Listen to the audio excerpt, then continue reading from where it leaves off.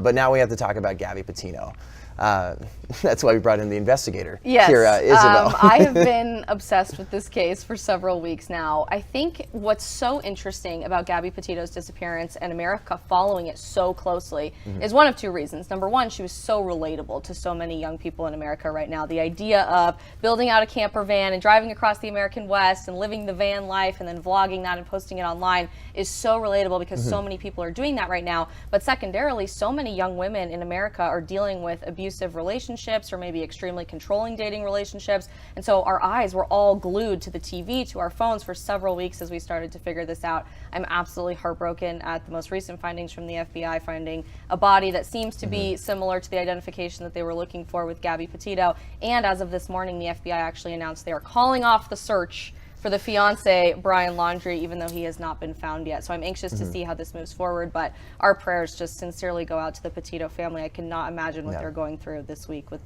the disappearance of their daughter. Gabby here. So they were on a cross-country road trip, her and her fiance, Brian. We're going to show you, so there's some photos of them there. They were checking out Moab, just different places across the country, and then they actually had an incident where 911 was called.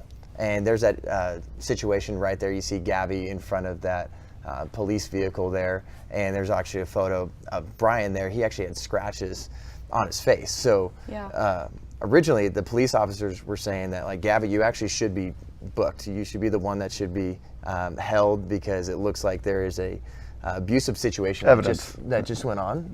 And then speaking to this too from a law enforcement perspective, following this story, is how was this done well? What's well, you know, it's hard to armchair quarterback. There's so much that we don't know because there's a lot that the media doesn't know how they were doing their investigation. I think they were probably a lot closer to finding the body than what they let on in the media. But you know, I hate to armchair quarterback anything law enforcement does because I don't know all the details.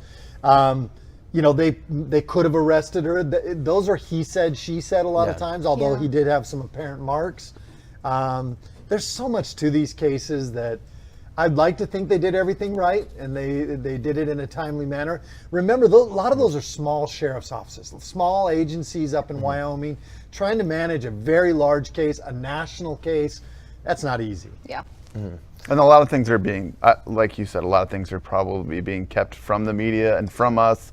We've seen the hour plus long video. That's not the whole story. So I'm sure there's a lot that we're not being given that they have. The media doesn't have that would scoop on that would the explain a lot more of what's going on. And look, and as police, we're not looking to arrest people that are coming from cross country into communities. They're there to have a good time. You know, you arrest somebody and they go to jail. I mean, what does that do? There's some dynamics and some things that you have to look at from a law enforcement standpoint. Whether or not the county attorney would even file charges on something like that. So I think that we'd be amiss if we armchair quarterback this whole situation. I'm glad they found the body, and hopefully they find the boyfriend soon that they can question him and see what involvement he may or may not have had in it. Well, usually when they run, they had nothing to do with it. Doesn't look whatsoever. good. Lawyer up the first day you get back and refuse to talk to anybody.